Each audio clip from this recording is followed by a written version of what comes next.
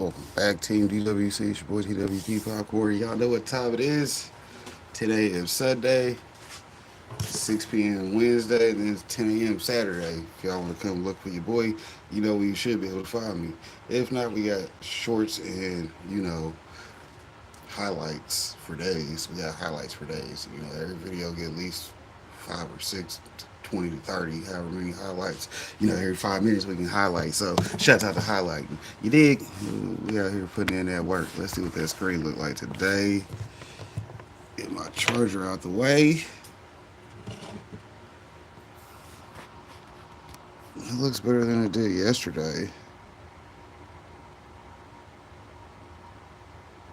Looked kind of blurry yesterday, but for better video quality, watch it on Rumble.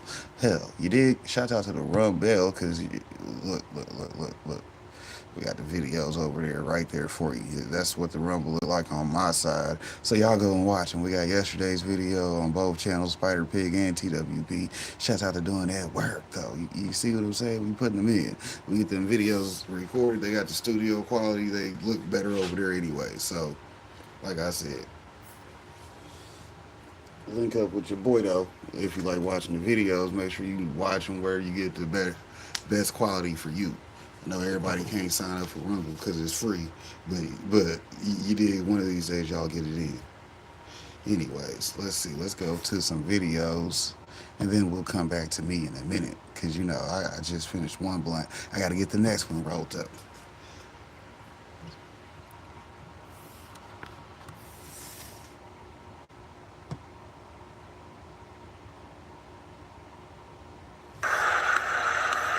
Strain, whatever you want, you can get. Indica sativa, never rolling plain Jane. I know some people, if you want drop 50, we ain't gon' cop any. Little mama got plenty, so many strain, pumping the flame, nothing but dro. One for the brain, one for the body, one for the soul. Running with strange, keeping the party under control. Up, away, flying, how far are we gonna go? Smoke team in the building, got 'em is what the deal is. Recognize coming with Burns, Felix, fulfilling county boy, got the liquor. Castle was on a fader, Stevie came with the greenery, mixing multiple flavors, whatever you want, homie. Tell me when to say when. How about you and your friends? Come get with me and my friends and keep it real with me, girl. I don't want to pretend like this is a new thing. Really, that's what it's been like.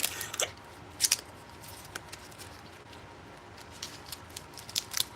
A lot of people think there's only a few kinds of highs that you can get, and it's based off the classification of the plant. They're like, well, you can either get this, or you can get this, or you can get some form of hybrid in between. But I wanted to hear a grower's perspective. How do they view those classifications? Let's hear from Stone Ninja. That's a long time. You could initiate veg time and grow it as big as you want, but the flowering time, you can only get a certain strains to flower so fast. So some of them, they take like 16 weeks, 24 weeks, crazy amounts of time. Is it better when it takes 24 weeks? You would assume.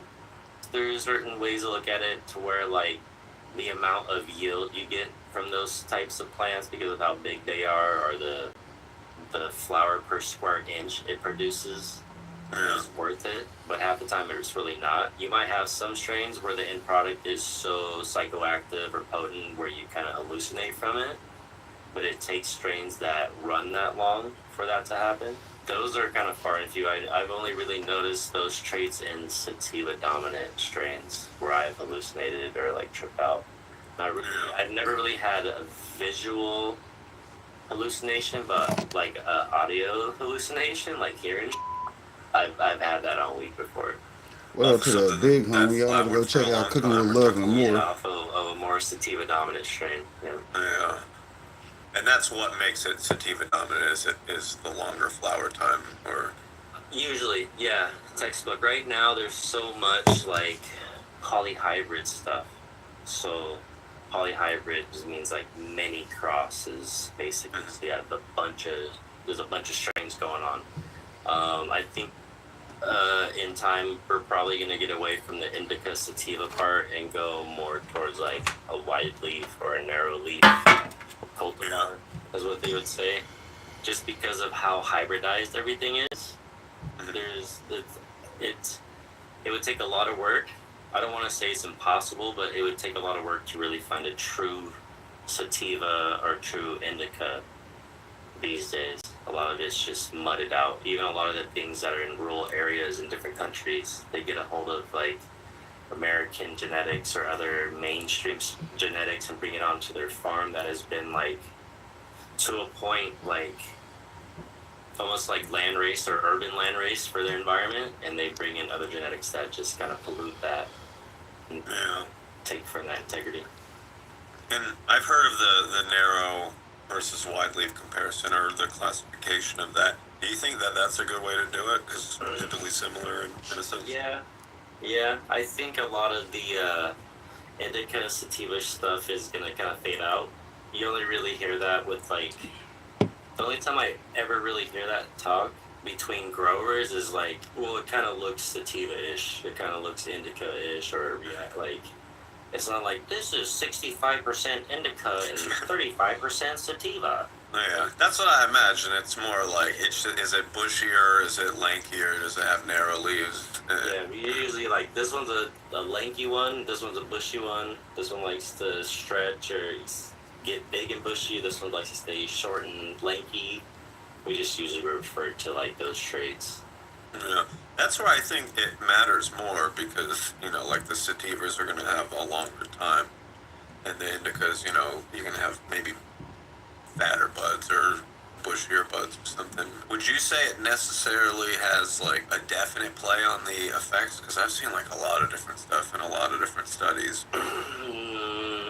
Through all my years of smoking, at the end of the day, it comes down to how that person is, as far as their as they are as a person, their metabolism, their tolerance. There's a lot of variables. Yeah. Like, it's not just the cannabis itself. I've had stuff where it's like it's we'll call it a more indica dominant strain. I've smoked it with people and they're like, bro, that was a good sativa, bro. I'm uppity and yada yada, and I'm like, okay, cool, man.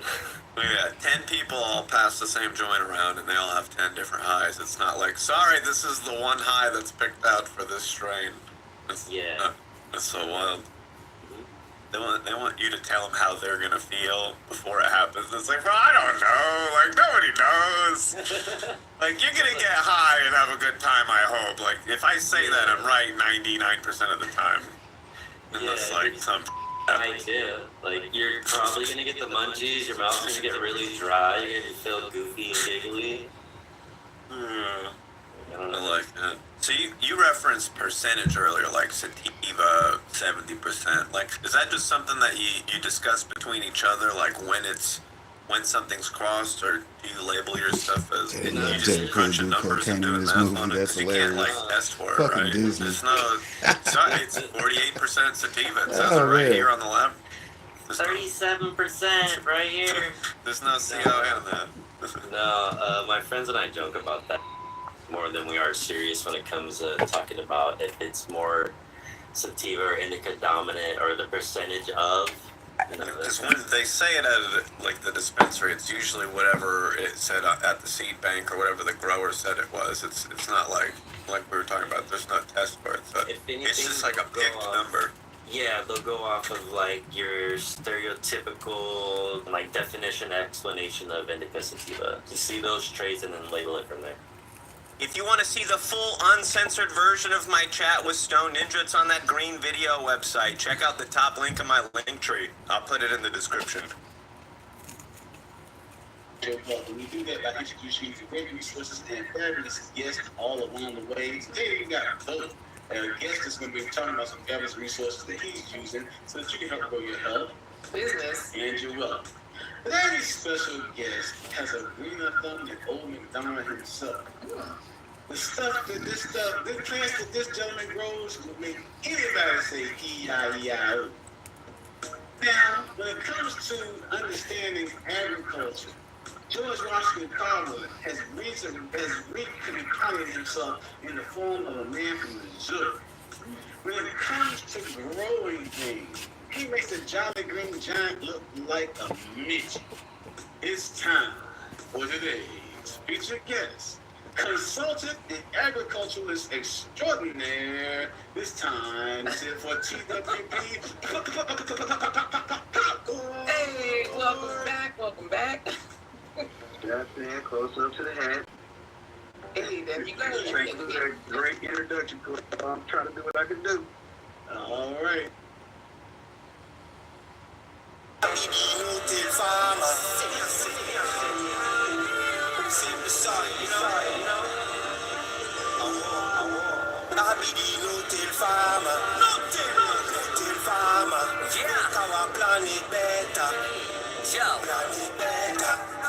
Red worms in the cover crop. Fresh load of some compost. New most layer on the So top. out there listening to that Mendo dope. Shout out to a copyrighted video. Y'all know to support the buy me a coffee. Hell, this is definitely gonna be good for Rumble. So hell, you know we only on YouTube because we on Hey, what's up, YouTube. growers? Hope you're having a good week. I appreciate you guys for following along. I kind of want to go over what I use in my garden, kind of simplify things. I get a lot of questions like, how much does this garden cost? You guys must be spending a fortune. And when switching over to organics, it's more expensive getting started, but I promise you in the long run, you're not rebuying soil, you're not rebuying nutrients constantly. You can buy in bulk at a decent price, and this stuff can last you a year, if not 2 years. So you're talking almost 6 grows, maybe even 7 if you're doing autoflowers or shorter flowering periods. So I just want to kind of highlight some of the main products that I use. These ones on the left, you don't necessarily have to use. The Build a Soil Light is for my seed starting. The Gnarly Barley is sprouted seeds. That comes in the craft blend. And the Gold Mustard Seed is a IPM measurement, and it's also a good nitrogen source, and it's going to come with a lot of other amendments. So these 3 you don't necessarily have to get. So really, all you're re-amending with is 4 different products. And you don't have to use Build a Soil by any means. You can make your own compost. You can make your own castings. You can find your own nutrition source that's balanced and good for you. But I just want to kind of highlight and I'm actually going to talk about prices and what it costs, to kind of get into it. I wrote some numbers down here. So we're just going to start off from the beginning. So say you have nothing and you're wanting to get into growing. Now, I don't want to scare you by these numbers because it's going to be expensive to get started, but you're making an investment. You're investing in yourself. You're not going to the dispensary and spending, I don't know how much you guys were, spending, but I was, a Z a week, and you're talking sometimes $150, $200, or maybe even more if you're paying, top shelf. So you're talking, $600 to $800 a month you're spending on your medicine when you could be growing your own organically, very natural sources, and learn how to make your own products so we're not even buying any anymore. And that's my goal at the end of the day, is to get rid of these products, not because I don't love bills, or I really do, but gardening is supposed to be a cheap project. It's supposed to be a cheap hobby, and this stuff just like a cheater. So you can buy this stuff so you're growing good medicine, you're getting the yields that you're after, but you're learning how to make ferments, you're learning how to make castings, you're learning how to make compost, because that's all you really need in a good soil food web body of soil is good nutrition from your compost. If you can make a killer compost, some craft or some worm castings, you're going to crush it. You don't need to buy a bunch of stuff. So get into organic gardening. I really, really recommend it, especially if you're busier, because we're going to be growing in bigger bodies of soil. So you're not watering as much. You're not having to feed as much. You can do big re-amends after you harvest, and then you're just watering only throughout the whole grow and watching these plants flourish with just watering. And sometimes you want to get in there like, I need to do something, I need to feed something, but you really don't. These plants steer themselves. If the biology in the soil is good, you're going to be good, you're going to have great yields.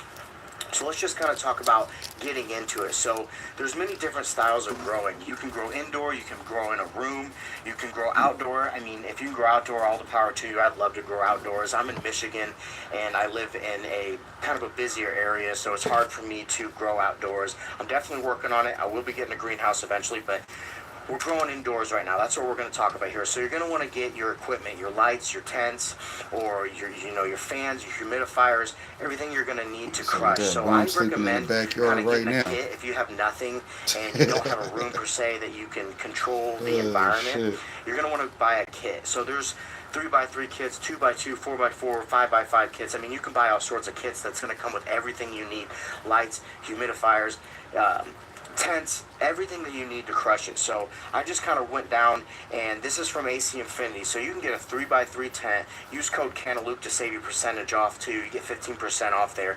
You can get a 3x3 tent for $630. And like I said, these numbers seem high, but in the grand scheme of things, you're spending $600, bucks at the dispensary every month if you're heavily using your medicine. So that right there, in 1 month, you bought a 3x3 full setup. A 4x4 kit's $1,000. In 2 months, you bought, instead of going to the dispensary, every week, you just bought it in 2 months by not going to the dispensary with $1,000. So if you have to, what I did is I gave up smoking for a little bit so I could afford some of this stuff, because the dispensary takes a lot of money, and I'm not totally against dispensaries. There's really good craft sources that have really good medicine for you, but I really encourage you to get in there, get your fingers dirty, play in the dirt, grow your own medicine, because not only do you have your own medicine, you're saving money, but it's so majestic, so powerful, and something that you don't want to miss out on. Even if you're only growing your own vegetables, this system works for any type of plant, any type of vegetables. It's natural. It's what's happening underneath our soil, in our earth. It's the soil food web. It's the way to go. It's a really good idea. So then you're going to want to talk about, what's it going to cost me electrical wise. I have 6 tents right now, and I have a lot of juice coming out of this. I should have added up all the watts that I got. I mean, it's absurd. If you watched me growing, I got a really big setup. I got a lot of powerful lights, fans, humidifiers, dehumidifiers, lighting, everything going on. And I'm telling you right now, I only spend $75 extra a month in the summer, 100 to 115 in the winter, because the furnace is running constantly. But that, again, just go back to thinking about your dispensary prices. This is what always got it to me. It's like, man, I was spending $150 in a week, lickety split. You got right there, you're not going to the dispensary, you're saving money right there. You can afford to up your electrical bill a little bit. So the electricity with these LEDs is not very much. It's not what you think. It's very cheap to run these constantly, and you don't have to run a massive grow. If you're running just a 5x5 kit in there, you're probably going to be talking about $25 to $50 a month. Not even 50, more closer to $25 a month. It's amazing how good these LEDs are, and how cheap it is to run your grow compared to going to the dispensary. And I'm going to keep, let's just, between me and you, we're getting paid some way, one way or another. We're buying it, we're growing it some way or another. So why not grow it? Why not save some money in the long run? Because you will save money, heaps and loads of money. My boy Matt, he was spending $800 a month at the dispensary. He's growing now. He's probably making that by growing his own. Okay, so we're going to dive into some other things. So we talked about our tents, our lights, our kits. You're talking about $600 to $1,000, and you can probably go cheaper with smaller tents. If you just have a small area and you can only get a 2x2 in there, you're talking less than $500 to get started with that. Now let's talk about soil or pots. Now I recommend 15 gallons or more, and so do all the organic growers. I learned it from Jeremy over there at Build a Soil. 15 gallons or more is what you're going to be after to be able to have the hands off, run this system as little as possible, water only. So you're thinking, 15 gallon pots, $26. You can get a 3x3 bed for $92. I mean, once again, dispensary. Go back to the dispensary. How much you spend? How much can you save? A little more up front, but once you get in the door, you're going to be golden, especially with organics, because you're not continually buying soil. I did the math. So soil these days, like $25 to $50 per cubic foot, which is roughly about 7 gallons of soil. You're looking, say you run 5-7 gallons, and you're going to run that 3 times a year, and you're throwing your soil away. You're spending $375 to $750 a year on soil. You could buy a grow tent every year without buying the soil. So it really allows you to be able to play more and spend more with going organic. You don't have to play, oh, this is a new hot topic. And I'm not totally against synthetic. I'm just showing you what crushes and works for me in my garden, and what saves me a lot of money in the long haul. Because once you get started, you get the tents, you get the beds, you buy the big batches of soil, then you're just paying for re-amending. And then eventually you're growing, you're making your own amendments, you're making your own castings, you're making your own compost. So you're not buying anything anymore. You're just buying a seed, putting it in the dirt, and letting her flourish. So we're going to kind of talk about what I do for re-amend, what you can get away with just growing in 15 gallons or more, re-amending with these 4 products, and doing that time and time again. These are big bags of soil, big bags of amendments. These are going to last you a year, if not 2, like we talked about. You can get the craft blend here. This is a 10-gallon bag for $50. This 10-gallon, this is going to last, and you know me, I got a bunch of beds in here. This is going to last me probably 2 years. I don't have to buy any craft blend. You're only re-amending it half a cup per per cubic foot, or a cup per cubic foot. So that's not very much at all, and I love it. So build a soil, or the build a flower compost here, just getting that nutrition in there, getting the biology in there. 1 gallon is $28. So you can take 1 gallon. This isn't 1 gallon. This is almost a cubic foot, I think. But I just like to buy in bulk, because then you're not buying it for a year or two at a time. But a 28 gallon, or 1 gallon for $28, I take that 1 gallon and I'll split it between two 70-gallon beds. So I just right there, I just recommended 140 gallons of soil with $28 of castings, or compost, sorry.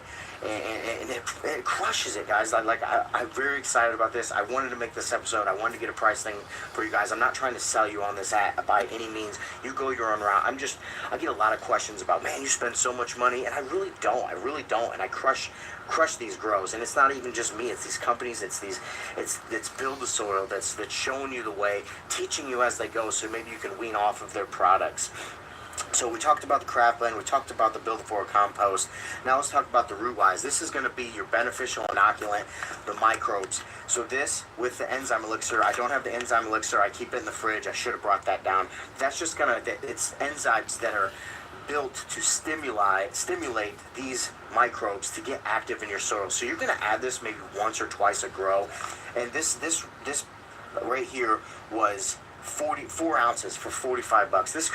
This I've bought. I've had this for 2 years. I shit you not. 2 years. This is gonna last me 3, if not 4 years, because it's like 1 teaspoon for a 5 gallon, and the biology is just out of this world. It's broken records in the pumpkin game. You just add a little bit of this at the beginning of the grow, maybe add a little bit in the middle, a little at the end of flower, and you're on it. And they even got a biophos that is more stimulated for phosphorus, and that's going to be for your flowering. But you don't need it. You can just get away with this micro complete. It's very good for germination and just getting those seeds off to the best start you can, because you're a home grower and you want to show all the love you can. So we talked about the 3 products right there. Now we're just going to talk about my boy Alex from Colorado Castings. They did a test. It's like 55 to 1 of this castings versus another. Tested, proven, kills it, crushes it. It's got all of the beneficials in there that you need. It's going to come with that punch that you want. And this right here, same thing. All you need is an inch layer on your reamend over your soil if you're growing a 7-gallon pot. I mean, you're talking minuscule. This could last you a year, 2 years. And the price for this right here is, let's find this, Cowoco, $64. And it's last after a year, and you don't have to use it much, and your beds are getting stronger and better to where you're not adding as much, because the biology and your soldiers, your microbes, your worms, they're all working for you, making this nutrition available. You're chopping and dropping your leaves that's holding all the nutrients that you fed the soil back into the soil. It's really magical. It's really fun to get into. And the prices, like I said, they're not bad. They're really not, because you're not buying small amounts. This stuff is very cheap in the grand scheme of things, because it's lasting you 3, 4, 5, 6, 7 grows, depending on the size that you buy. So that's all you need right there. These 4 bags, you can crush it. Get your soil, get your tents, buy these 4 bags, and you're going to have yields better than you could ever imagine with a hands-off growing, water only. Now these right here are kind of my extra additives that I like to use. This gnarly barley, I'm a huge sprouted seed guy. I love the idea of it. There's so many enzymes, there's so much nutrition that comes with it. But that's what's cool about the craft blend. The gnarly barley comes in it. So you can get away with just running this craft blend, and you're going to get the sprouted seeds in there with it. But I just like to go extra with the sprouted seed, just for me, just for personal use. Don't need it.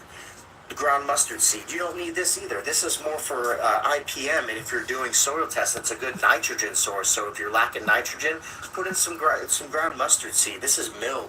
I got 6 pounds of it for $61. 6 pounds. I mean, you're putting minuscule of all of this in there. This right here, you're just sprinkling it in your bed. Same with the gold mustard seed. You're just sprinkling it in your bed. You're not putting 2, 3 cups at a time. So this is going to last a long, long time. The Build-A-Soil Light right here, and there's the Build-A-Soil 3.0. I like to use the Build-A-Soil Light for my seed start, so I'm only using solo cups. This is 7 gallons, a cubic foot. How many solo cups can you fill with 7 gallons? And this is $42 without a discount code. If you use Cantaloupe, you're going to save on all of this stuff, at least 5%. So I highly recommend it, guys. This is very exciting. I wanted to get you guys on the grow. I wanted to explain to how much I'm spending. And there's no bullshit. I'm not lying about prices. And you see the yield, you see the grow, and I'm not doing anything more other than adding in some ferments. And I may add in some build-a-veg when I'm running seedlings, but that's all extra. You don't need that stuff to crush it in your garden. It's just me being a home gardener that I'm trying to give all the love that I can. So you can add more of this stuff. You don't need this. You could run these 4 things and you're going to crush it. And if you want to run a soil test, I don't know if you guys have ever bought like magnesium sulfate or zinc or boron. That stuff is cheaper than this. You're talking stuff that's going to last you 3, 4, 5 years. It's probably going to go bad before you can use it all, if it even goes bad. So you can replace all of this with a soil test, spend the money on the soil test, buy in bulk your individual amendments, and re-amend that way. So there's both ways to go about it.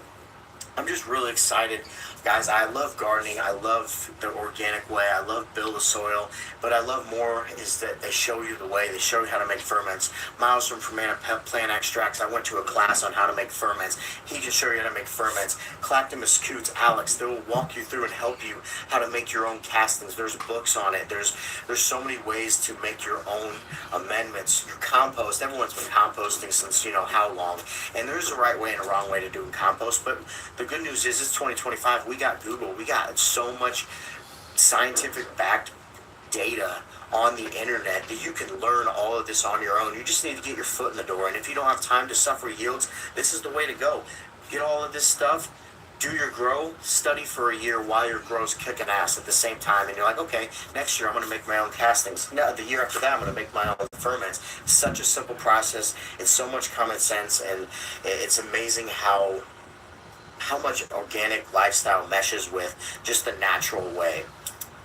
So I think we covered it all, guys. Like, this is all you really need to do. Like I said, the Build a Soil Light's the $42 per cubic foot. Cheap it all. I run the 70-gallon 3x3 beds. That was $92 to get in the door, and then the soil. This is where it's kind of scary. It's $450.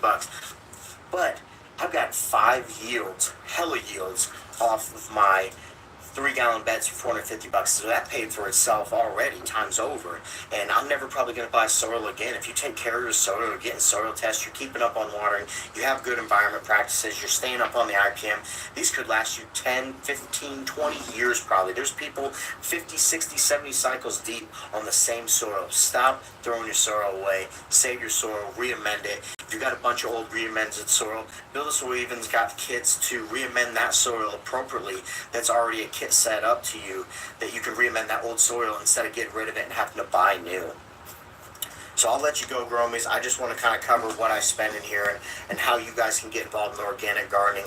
And if you need help and you want to talk about some of these products that maybe you can get rid of or maybe add, I'd love to talk you with that. Like I said, I'm not trying to make money off you guys. I don't need to make money off of anybody. I want you guys to grow organic, love what you're doing, have good success, because there's nothing more frustrating than gardening and watching everybody, kind of pass you and you're like, man, why can't I do this? Why am I not getting the yields? Get away from all the pH and getting all away from all the hands-on stuff. Get to the hands-off growing. Grow organic. Gives you more time to do your research, to do your defoliations, to do your training, and to spend time with your family. So much love, Gromies. I appreciate you guys. Reach out if you need anything. Email me at mccanamisluke@gmail.com. And thank you so much for following along. Much love and have a great night.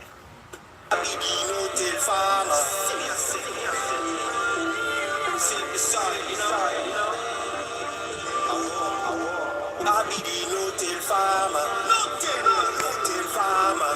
Yeah. Make our planet better. Yo. Planet better. Red worms in the cover crop. Fresh load and some compost. New mulch layer on the top. Let it grow, then we chop and drop those. I don't disturb my soil, no. Through the winter I let that daikon go. Roots penetrate deep and break down. I just feed the soil and take care.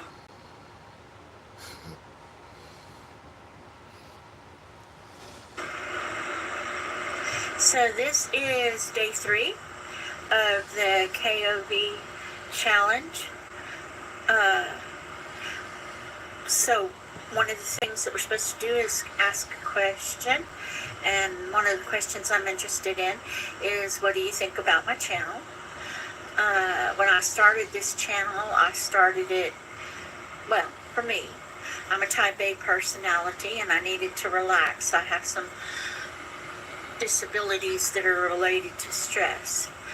And it seems like people like them and watch them. But you guys tell me what you think. Bye.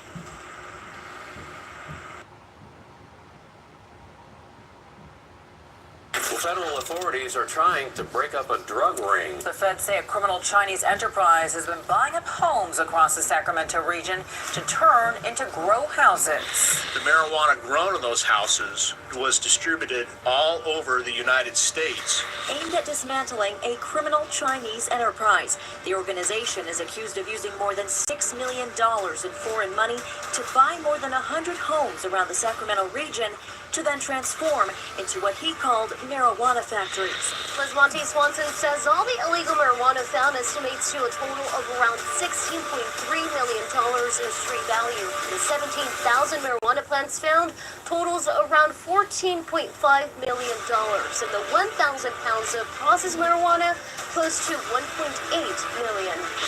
Infrastructure that they had set up, the sea trains that were buried, multiple air conditioning units and generators that they had out there, and they had a very self-contained operation. The illegal Chinese migrants working the farms sleep in garages in subhuman conditions. Are they slaves? Are they, you know what I'm saying? That's what I think. I think it's some type of slavery. Fuck no.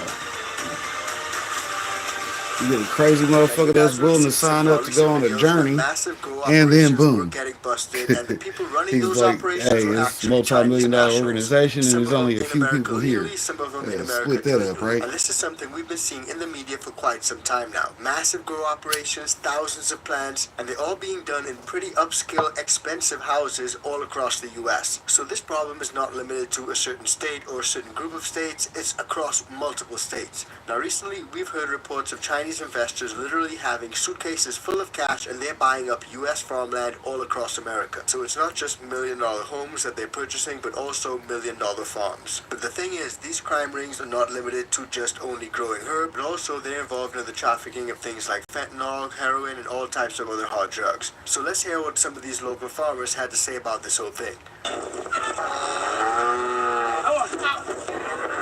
It is a busy time of year in rural Oklahoma for lifelong farmers like Larry Williams and his son Colby. It's interesting out here. You're moving the cattle, you're harvesting the wheat. It feels so American, yet there's something nefarious happening not far from here with the Chinese. Right, yeah. Being out here all your life, you see things that you feel that are suspicious, you know? Suspicious is an understatement to describe what is secretly happening here in Middle America. Illegal weed growing operations. Not run by Americans, but by the Chinese. Oklahoma law enforcement shutting down, on average, 15 of the illegal grow houses every single day. They say the illegal Chinese growers come across the southern U.S.-Mexico border and then travel to Oklahoma to work at the black market grow houses. Larry showed us they're right down the road from his land. All right, here's one of the Chinese places right here, and they just built this barn in the last 8 months, and I don't. The door's open, by the way. So obviously people who've been living there for years notice when an influx of people from another country come into their little farm. And what you guys would have seen from that clip is that they're literally establishing and building large farmhouses out in those remote areas. And obviously if you're growing and storing and trafficking from these locations, you gotta give those people in those spots guns to protect your product. And in some of these reports you guys will hear that they're actually toting AK-47s. Stop blowing the horn, see if anybody comes out? Yeah. Okay.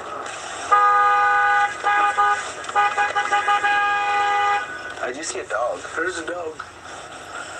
That tells me somebody's here. No one came out, but the truck out front was not here yesterday. I've heard of stories that they're heavily armed with AK-47s. I mean, I don't want to pull in there and find out the hard way. State law enforcement says this drone Yeah, video my own from another damn it is Oklahoma right. Chinese grow house shows people rushing to hide marijuana when police showed up, hiding the illegal pot in a shed. For locals, even from the road, it's easy to spot the Chinese operations. Fences that no one else has in the area. Air conditioning units outside the barns. vans used to transport the Chinese migrants to the pot farms, and expensive high-voltage electricity hookups to run fans and grow lights. When I paid Tri-County Electric, it was cash. So if you figured cash, 10, 20, 30, 40, that's 40,000. There's one behind us, I think. So that'd be 50. And over by the house, there's 2 or 3 over there. I mean, who has that kind of cash? And why do you need that kind of power? Exactly. So clearly people who live there, they notice some of these things. They notice the vans, they notice the people, the AC units, they notice all of that. So these Chinese growers who are working for the mafia actually got pretty wise in how they actually transport their products. So check this out. Even more shocking is how investigators say the illegal Chinese growers move their product, using fake Amazon vans like this one that look almost spot on. Same make and model, same logo, even fake Amazon boxes, all full of weed. A large percentage of the black market marijuana consumed on the East Coast is derived. Oh shit! So we ain't Amazon out here. We got Amazon pulling up though every day. It is so easy to overlay that with fentanyl. Yeah. Oh man, they get it in these days. I see they still out here active. So that goes back to what I was saying earlier. Some of these growers, they're not just growing for the herb, but they're also involved in a lot of other illicit narcotics. Now, in some of these situations, there is concern about the well-being of those Chinese migrants. Some of them are living in insufferable conditions, and some of the locals actually likened it to modern-day slavery. Chinese migrants working the farms sleep in garages in subhuman conditions. Larry has even seen them living with no heat when the temperatures drop well below zero. Are they slaves? I mean, that's what I wonder. Are they, you know what I'm saying? That's what I think. I think it's some type of slavery. What is going on here? These are grow houses, or? Yeah, I do know that they were growing marijuana because you used to be able to drive by here and smell it. I soon realized what smell of marijuana was. It smelled like a skunk. The Attorney General says all the money made by the Chinese owners is sent back to mainland China. And the Chinese are not dumb. I mean, they recognize that they can exploit and drive behavior of unsuspecting Oklahomans through this cash transaction. So clearly it's a pretty crazy story, and as they say, you gotta follow the money. Always follow the money, and that's exactly what we're gonna do. But before we do that, if you're getting value from this video, please do like, share, and subscribe to the channel. And if you want to support us further, join the ICANN VIP Bean Club or buy us a coffee. Now, one thing that we know for sure is that this is a cash crop and it generates big bucks. And as you guys would have seen in our last episode, the intricate money laundering operations that involve these grow houses also involves the Mexican cartel collaborating with the Chinese mafia. Now, that being said, let's find out just how much of a big bucks business this really is. The number of black market operations is on the rise. People needed work, and the criminal organizations needed to be able to move their product. The allure of affordable land, inexpensive licenses, and lax laws combined for an irresistible recipe, turning the breadbasket of America into a pot lover's paradise. I'm getting letters. They want to buy 54 acres of my land over in Lincoln County. They gave me a price, everything. I won't sell it to them. While Kingfisher County farmer John Emmerich turns away offers, plenty of others are trading masses of land for fast cash, quickly approaching 2 million acres across the state. Going after the greed, the money. That's all they're doing. Drug laws are so lax that they can pretty much do whatever they want. Since Oklahoma prohibits land sales to non-U.S. citizens, It wasn't the Chinese bought it. It was some white people, USA people, who did it. criminals are paying locals or lawyers to buy it for them.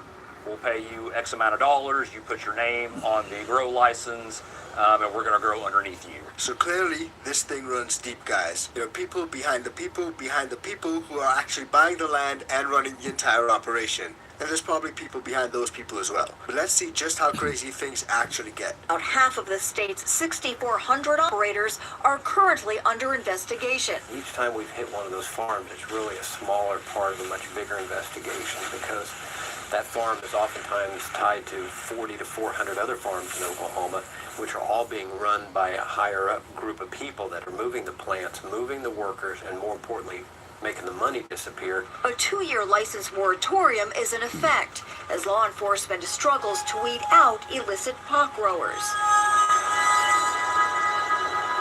We've got several thousand grows across the state, and you have a team of 6 to 10 people trying to keep up with it. There's just not enough time in the day or in the year for them to do it. their investigations widening to include human traffickers and violent crime. This was ruthless, execution-style killings. Correct. Who? Are there other people inside? Yeah. Okay. One of the worst cases happening on this 10-acre marijuana farm in Kingfisher County. What led to the execution of 4 Chinese nationals here? So what we were told about was this was all over money. Approximately $300,000. Doesn't care who they hurt or kill or anything. So sometimes when people say money is the root of all evil and it could definitely destroy something good, it feels like that's sort of what's happening right here with our favorite plant. But let me know what you guys think about this whole story. Chinese investors linked to international crime, buying up massive farmlands all over the US, in particular in Oklahoma and California. Let me know what you guys think about that. Do you think it's good or bad for legal home growers, legit home growers, legacy, free market home growers? Because like I said in my previous upload, simply because you're growing in a house doesn't necessarily make you a home grower, especially if you're growing tens of thousands of plants all meant to supply criminal enterprises. And again, a lot of these things are closely linked to other harder drug rings like fentanyl, as well as human and sex trafficking rings. So drop it in the comments down below and let me know what you guys think about this. But like I said, we literally did a video going deeper into this recently, so check it out because it's coming up right now. Shouts out to Matt. Y'all need to go check out all his channels. I ain't gonna just say both. He may have 4 or 5 of them.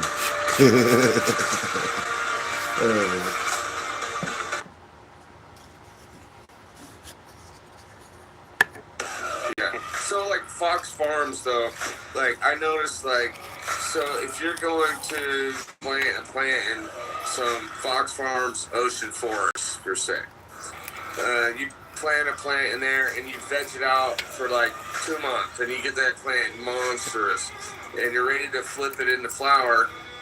Now you have to add amendments to there because there's nothing left in it. Back up just a little bit. When you say you planted it for a couple months and it took off monstrous, do you know what's in that mix that makes that plant grow? Synthetic salts. It's pretty much what it is, but it's ammonium nitrate. So they spray this ammonium nitrate on sawdust, and that ammonium nitrate is like, it's like acid on a fucking slug. So think of the organic and biology that's in there. It's killing. They put that on there. You can throw a pile of that. It's called nitralized sawdust is what the industry calls it as an amendment to mix it, and that's what they buy. Roots Organic, a bunch of them do that as an amendment, and that's their nitrogen pack. And then they tell you they put a bunch of guanos and they do other stuff. They don't put shit on it. That's what it is, and that's the reason the difference between a good quality soil and them. And you just explained it, is it shot up and it grew some veg and it did really well. But the thing it's missing is that now, like if you grew in my soil or some good soil, it's not always my soil, but the difference between mine, you're asking, and Fox Farm and all the case studies, Fox Farm with ammonium nitrate in the soil, that plant will shoot up really quick. It grows quick, and it's for tomato plants. Just call it tomatoes. We'll just do tomato, but same thing with tomato and cultivars. Is it shoots up really quick and it puts off a few tomatoes and the wind comes and that plant has no structure and it falls over and it's lanky, right? My soil versus the same tomato plant, you got a fucking heavy stalk, you got this plant that just fucking sits up and does its thing and it's putting off tomatoes, you know what I mean? Yeah. So that's the difference. And why does mine do that? Because I have a living soil concept behind it. I want you to grow with bacteria. I want you to grow with fungi. I want you to do everything that is healthy in that plant. The last thing you want to do is feed ammonium nitrates in a tomato to your kids at the dinner table. If you, once you know kind of, you know, so.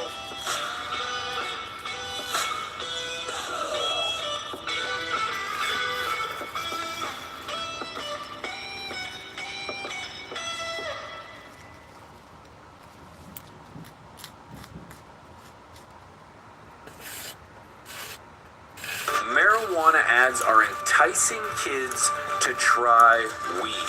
Come on, people. This is like straight out of a propagandist book. This is right out of Reefer Madness. So, marijuana, this is from CNN, of course. So, marijuana ads are enticing kids to try weed, study says. Who did this weed? Parents opposed to pot? A legal loophole is allowing children who access social media to see enticing advertisements for marijuana with potentially dangerous consequences. Bah, bah, bah. Under the Controlled Substance Act, it's illegal to advertise the sale of use of marijuana using federal airwaves or across state lines. But that hasn't stopped social media ads on cannabis websites from reaching youth of all ages who use screens. I'm not even going to go any farther. I will link this study. You're more than welcome to read it. Let me just read the little synopsis. According to a 2024 national survey, over 7% of 8th graders and nearly 16% of 10th graders, almost 26% of 12th graders, said they have used cannabis in the last 12 months. So I'll post the link to the study if you're interested in it, but hear me out. When I read this, and I'm going to sound like a grumpy old man, but when I read this, why is the onus, why is the pressure on marijuana ads and kids seeing those ads? How long has sex been on TV? It's been, what, culturally accepted since, I remember the first gay kiss. I remember that was on a particular show somewhere in the 90s. I think it had to do with Ellen DeGeneres. She was the first lesbian actor out, and it was the first gay episode of something. Power to it. That shit's been on TV since the 90s. Sex, I can't even turn on HBO. HBO's a horrible example, but I can't turn on regular television without seeing cleavage, or short skirts, or dudes without their shirts on. I'll include men as well. It's everywhere. It's everywhere. Dudes in speeders. That's all over the television. Does television drive children to have sex? Probably. Probably. Yep, that makes total sense. But is television to blame? No. This comes down to parenting. This comes down to social programs. Sex is addressed in just about every single pre-teen drama. They talk about early childhood pregnancies, and it's not necessarily that they perpetuate it in a romantic nature. It's that they are educating children to what could potentially happen if you have a child or have sex outside of marriage and when you're in school and all that stuff. It kind of just, it's a social awareness program. They're just showing kids, this is what can happen. Are they accentuating it? Are they putting it in front of your face? Well, sex is already on TV. So why not teach children through social programs, television, parenting, how to manage their feelings, their emotions, their relationships, these desires that you have, the temptations of everyday life. As a parent, I feel it's my responsibility to teach my son how to respect himself, how to respect his friends, how to respect women, how to respect elders, how to respect people in general, human beings. I have to teach him how to be a man. Why not, when it comes to weed, we can't do the same thing? Why do I have to leave it up to the government or YouTube or social media? Why are children on social media to begin with? Why are children on social? Why isn't that the problem? There's weed on social media, so what? There's also dicks, and there's people getting sliced and diced, and there's pimple popping, and there's liquid diarrhea, and 2 girls in a cup. Come on, man. Why are parents not the ones being held responsible for this? Why is it normal for children to have full access to the internet? That makes no sense to me. But yet we're blaming weed? Come on, man. It's a parent issue. It's a community issue. It's a social issue. It baffles me that it's oh yeah, social media. Go ahead. Weed bad. But social media, in my opinion, is worse than crack. Might be talking from experience. But it's a parasite on the human mind. It doesn't care who you are. It doesn't care how old you are. It doesn't care about how much money you make. It will suck you in. I'm talking about social media, not crack. But I bet you didn't even know. But yet social media gets perpetuated on the youth every single day. But yet weed's the bad guy. Come on, parents. It's time to step it up. It's time to raise our children. Quit passing them off to the universe for corporations to raise, for the government to raise, for Dora the Explorer to raise. It's painful to me that we have to blame drugs, sex, violence, alcohol. They all can be bad things when used out of proportion or in excess. But if we teach our children from a very early age how to handle themselves, how to respect themselves, how to conduct themselves, they're going to be able to navigate life avoiding many of those temptations. Maybe I'm wrong, but I want to hear from you. Do you disagree with me? Because if so, this is a conversation I would love to have. Because I think it's baffling. I think it's baffling that 7% of 8th graders who have tried cannabis, I think that's horrible. I do. To 8th graders, I don't think children should be using cannabis at all. In the same reason I don't think they should be drinking alcohol, I don't think they should be driving cars, I don't think they should vote, I don't think they should be watching R-rated movies. This has nothing to do with trust. This has to do with the fact that they're children. Their minds are vulnerable. There are child things, there are adult things. That's my opinion. I'm curious what you think. It just seems like we've blown things way out of proportion. It's obviously the powers that be. It's not the masses. I do believe the masses are on to something. They're doing the right thing. The average people, I believe they are raising their kids. But there's the 7% of 8th graders that fall beneath the cracks, that need a strong community. They need strong men. They need strong women in their lives. Be those strong men and women in their lives and help raise them, because it takes a village, and I believe in that. So, here's to you guys. I appreciate you guys listening. If you do disagree and you think that there's a place for the government raising children, I want to hear from you. I 100% disagree, and I would love to hear what someone else thinks. Did you enjoy this clip? Well, if so, I got a brand new channel with all the highlights, all the talking points, and interviews. Plus, I talk a bunch of shit and so much more. Link down below. Just got another channel also. Go We're look checking it out up. Spider Farmer's newest 2024 G5000. This Except is for a we're not doing a Spider 480 Farm watt ad. durable. We're not doing a Spider Farm ad. Shouts out to the superfood parents. You know we already dropped that link in the chat. Which parent are you? In the bustling city of Nutriville, a group of extraordinary individuals has emerged, known far and wide as the Superfood Parents. They are on a mission to transform their families' lives through the power of nutrition, one delicious bite at a time. Meet Chef Lakita Marie, the culinary mastermind behind the Superfood Parents playbook. With boundless enthusiasm, she welcomes you to embark on a thrilling journey to becoming a true superfood hero. But what exactly does that mean? In Nutriville, superfood parents are everyday heroes. These superfood parents lead the charge for better health, but not with capes. They lead with carrots and whole food fats like avocados. And instead of masks, they lead with mangoes and berries. Fruits and vegetables are the disease-destroying arsenal of heroes. Are you a disease-destroyer superhero for your loved ones? Fruits and veggies fuel the mission of heroes like Veggie Vixen. Are you a Veggie Vixen for your loved ones? Dedicated to ensuring their loved ones thrive on a diet rich in faves, fruits and vegetables. Here's your mission, should you choose to accept it, is to guide your family to superhero status by reaching the highest levels of health and wellness daily. Become a plant-powered titan, a superfood avenger, or even a face crusader by earning 5 points for every fruit or vegetable eaten. It's a fun-filled quest where nutrition meets excitement. All of the digital details are at superfoodparents.com for the full experience. Superfood Parents has also created workbooks, where you'll discover the tools you need for success. These workbooks give you the heroic strategies to craft your grocery list like a seasoned hero. Which means you now have a playbook to even track your weekly meals like a true champion. And engage in mind-bending nutritional education with word searches that will keep your family entertained and informed.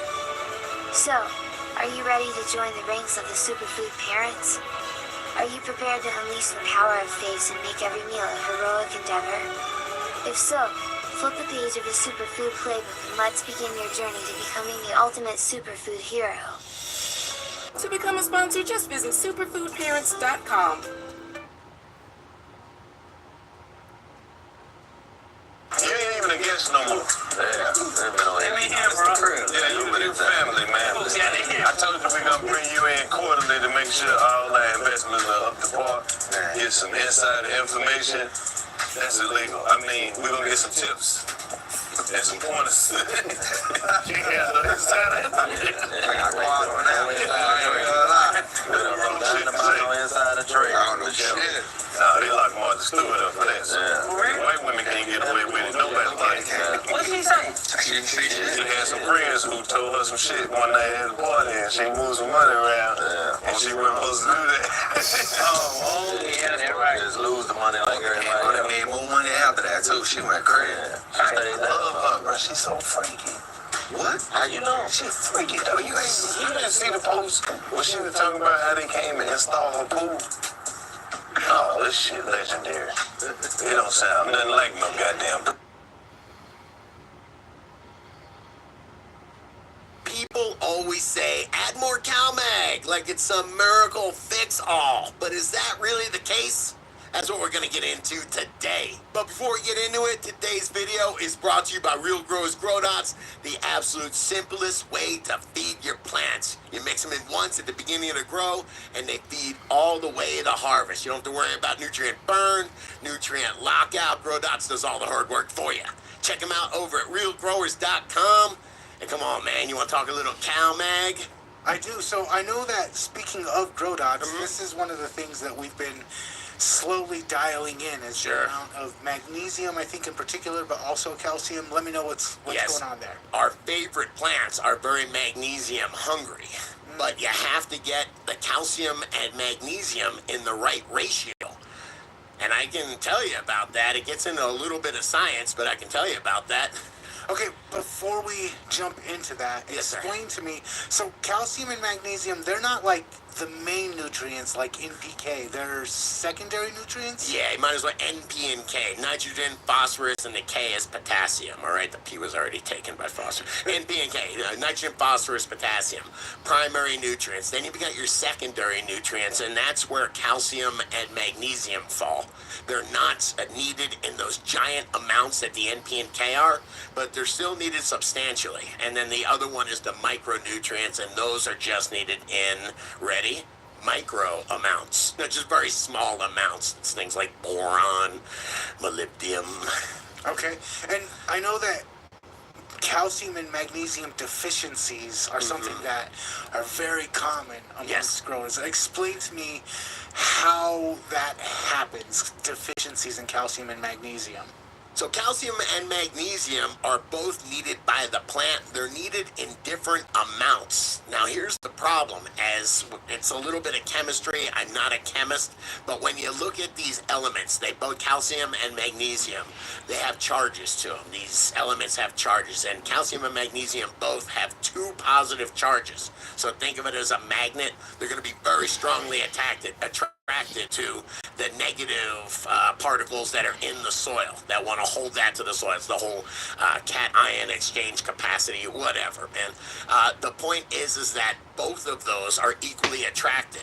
So that if you put them both in the equal proportions, we'll say, they can block each other out. They're going to be fighting for space in that soil.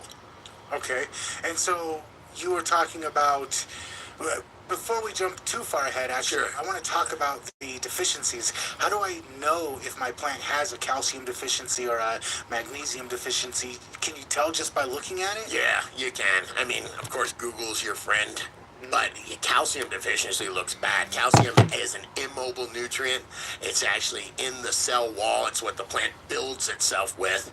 And when there's calcium missing, it's brown. You'll see like brown edges. The leaf actually looks like it's rotting. And then magnesium deficiency looks a little bit different. Yeah, it looks a lot different. You're like, hey, something's a little wrong there. That leaf is going from, properly colored green to yellow. And you'll see it's called interveinal chlorosis. Again, Google's your friend. But you'll see the veins are still staying green and the rest of the plant is going yellow. Now, magnesium is a mobile nutrient, which is very cool because if you have a magnesium deficiency, you can water a little bit of magnesium in and it will fix the problem. It can actually move to where the problem is. But that's not the case with calcium? No, with calcium, what you got, the damaged tissue is what you got. It's not going to get any better, but more tissue that's non-calcium deficient, that's healthy. So grow in its place. Stuff that's already grown is already lost, but it can, by adding calcium, you can make the new growth better. Exactly. Like I say, calcium's deposited in the cell wall. It's not mobile. What's broken is broken. Gotcha. Okay, so let's talk about if you have a calcium deficiency or a magnesium deficiency. Sure. Some ways to get calcium or magnesium into your plants. Easiest way is Epsom salts. As far as for magnesium, it's magnesium sulfate. Plants like sulfur as well. Sulfur is a secondary nutrient. Some people will argue with it being a macronutrient because a plant uses a lot of it, or at least our favorite plant uses a lot of it. Okay, so Epsom salt and magnesium nitrate for magnesium. Magnesium nitrate is something where when you look at like the bottles at the grocery store, a lot of them, the liquids are magnesium nitrate. Okay, what about for calcium? If I'm noticing I have some calcium deficiencies. Again, calcium nitrate, lime, gypsum, bone meal is an organic source of them, and these are all like bone meal, super slow release source of calcium. Guru once told me eggshells. Yeah, eggshells are an excellent source of calcium. They do have to be broken down. That's why whether it's eggshells or bone meal, they all have to be microbially processed. Did I say that right? Microbially. It reminds me to add some recharge to the mix. Yeah, well, absolutely, man. It's certainly going to speed things up. Okay, and we can add them in one at a time, but I've also seen products that have calcium and magnesium both in one product. Yeah. You were talking at the beginning about making sure that they were in the right proportion. Can you explain that, why that's important? Yeah, if you put them in the wrong proportion, or even if you dump a bunch of calcium on there, that calcium has that magnetic charge, that double positive charge. It's going to stick to that soil. It's going to take up a lot of the room for the double magnetic charge. When you put magnesium in there, all those spots are taken up, so the magnesium can't be absorbed. So putting them in at the same time at the right ratio, that's why there's CalMag, because hydroponic stores or hydroponic companies, they're not trusting you to understand that correct ratio, so they're giving it to you in that ratio pre-mixed. Pre-mixed in the right ratio, and you add them both at the same time to make sure that one doesn't block out the other. Correct. Okay, so let's answer the question that we asked at the beginning of the video. Is CalMag worth it? If your soil is not built correctly, or if your nutrients aren't dialed in correctly, and you need calcium or magnesium, yeah, I guess it would be worth it to assure that you're not going to get it locked out. Okay, and then last final plug for Grow Dots. I'm going to just throw this in. Sure. I know that we spent a year dialing it in, and we've got it to where it's perfect now, but it took us a year of playing around. It wasn't easy. There is a perfect formula or an ideal ratio for calcium and magnesium. It's usually 2 parts calcium to 1 part magnesium. It doesn't work when you're doing a controlled release, when you're trying to figure all this out by weight and then to break down every day how it's going to break down. It took a lot more work. I wish I could have used that recipe. Okay, so overall, your plants need the calcium, they need the magnesium. Yes. You either want it dialed in, or you might want to use an additive, but more is not always better. No, definitely. If you add a ton of Epsom salts on there, it's going to block out all the calcium absorption points. You're going to have a calcium deficiency. Same thing the other way. So it's important to have them in balance, to have them in proportion, or to just apply them at the right ratio. And that's the idea behind CalMag. So do you need it? No. If you do need it, it sure is a nice solution to be able to not really think and just measure a tablespoon per gallon and pour it on there. I'll say that. But what about you? Do you use CalMag in your grow? Let me know in the comments. And if you like this video, please hit that like button, hit that subscribe button, and check out the other couple videos YouTube's recommended over here.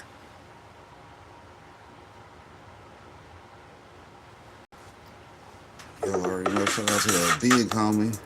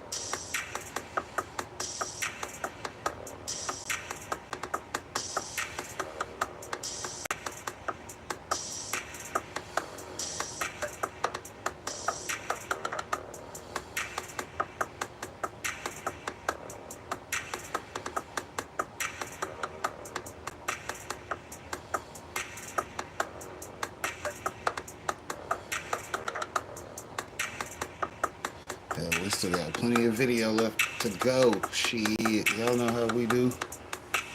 Clock in and lock in. Gonna have plenty of clips. Y'all know how the highlight game goes. Hey, if you ain't got no videos, you better go live and get you some extra free pre-made videos for you. That's why you line you up a playlist and you go through it. I ain't gonna tell y'all how to do content. Hell, you know, you don't need a monetization coach. Hell, if I could tell you how to get money, you'd already hit it. You'd already hit it. Told you a long time ago what to do. Long time ago. You know, I tell people how to get money, man. Hey, I know what some money is if you want to go get it. If you don't want to get it, that's on you, okay? Shout out to keeping it moving.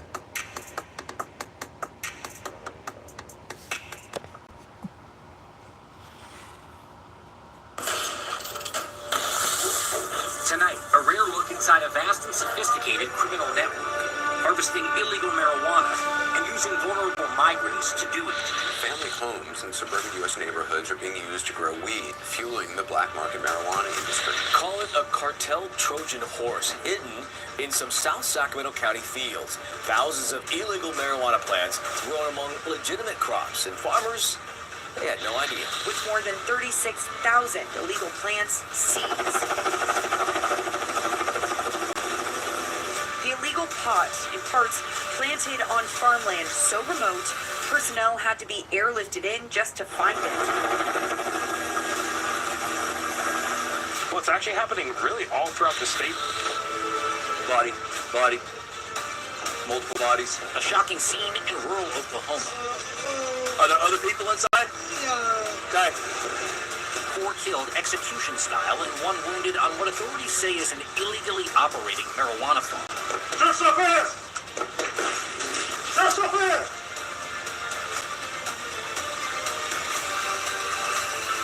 So as you guys can see, there's an increasing concern that home gardeners are being tied to the black market. But not just the black market, also to international organized crime.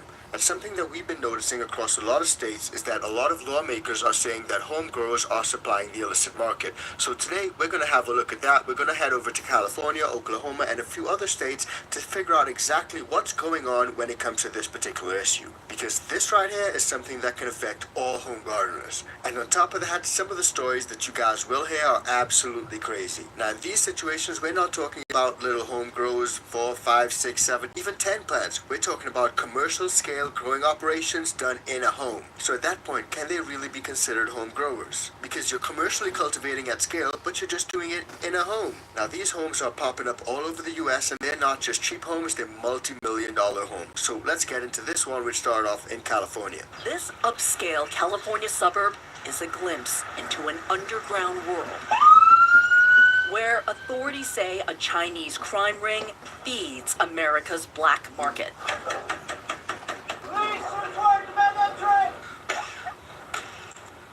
Doors and windows heavily fortified at 3 different homes on the same block in this bedroom community of San Francisco. When officers finally break through, inside, it's a massive marijuana farm. These are family homes worth nearly $1 million. The interior unrecognizable. Every part of the home used to grow weed. This is from the nursery, I guess, just based off of the way it's set up. Windows boarded up to control the light. A massive ventilation system running full blast. Intricate electrical setups to power lights and fans. A generator in the laundry room. Somebody hold that up here. Mold can be seen growing on walls and ceilings. Runoff into makeshift drains. Room after room after room filled with marijuana. You can't even tell this is a master bedroom. It's easy to disguise it here. You're not growing outside, you're growing indoors. And as long as the house looks nice and the yard's taken care of, nobody's going to question what's going on inside. Investigators say this bust snagged more than $1 million worth of illegal weed, cultivated by unlicensed growers, using chemicals without regard for safety that end up in the plants. Despite the growth of the legalized marijuana industry, most pot is still sold on the illegal black market. California produces about 40% of the nation's weed. Much of what's grown here will be shipped across the country and sold far cheaper than legal weed. How many houses have you hit in Antioch? About 50. How many more might exist in Antioch? Somewhere between 1 to 200 houses. Up to 200 that they think they know of. Law enforcement says this criminal enterprise can operate in California more easily than anywhere else in the country because California law says illegally growing weed is just a misdemeanor in most cases. It's relatively low risk, huge reward. Now, one thing that we know for sure is that California, when it comes to their laws, they're certainly strict about certain things, but they're also very soft when it comes to a lot of other things, especially when it comes to criminals committing crimes. They're soft on a lot of those things. But when it comes to the law-abiding citizens, they're out to get you. So Cali, it's a little bit strange over there. But you guys can see a lot of these groups are actually using laws and rules in certain states to shirk the system. And what they said is really pretty interesting. A lot of these illegal operations are supplying a lot of different states. Now, what I've heard someone mention recently is that the black market is actually supplied by a lot of legal growers, but the legal growers just go through the back door. Now, I'm not 100% sure whether that's accurate, but what I do know is that in a lot of these situations, it's in fact the cartel and the Chinese mafia that is renting out these houses and setting up illegal grow operations with thousands of plants. And the thing is that it's not just limited to indoor grows, it's also outdoor grows in large fields. In this one particular instance in Cali, they found 36,000 plants in the middle of a field, and they actually had to get airdropped to it because it was just so remote. Let's check that out. Hiding in plain sight in a field like this one. Criminal pot growing happens in the dark. This isn't just, Cheech and Chong, for their recreational weed. These are sophisticated, criminal, dangerous operations. A massive bust this week. 10 cartel-related grow sites in the Delta area of the county, with more than 36,000 illegal plants seized.